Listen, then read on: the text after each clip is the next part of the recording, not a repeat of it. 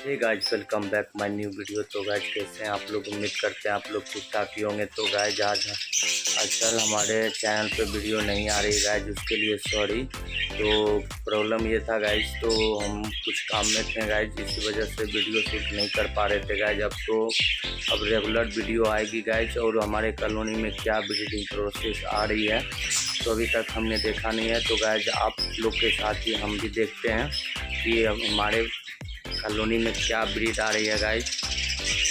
क्योंकि अभी बारिश की मौसम चल रही है तो थोड़ा बहुत प्रमोशन भी लगी हुई है गाइज। चलिए देखते हैं क्या अंडे बच्चे आए हैं 24 नंबर मटकी में गाइज। इसमें तो एक फीमेल बैठी हुई है अंडे पे, इसमें भी अंडे पे बैठी हुई है। तो गाइज चैनल पे नए हैं तो चैनल को ज़रूर से ज़रूर सब्सक्राइब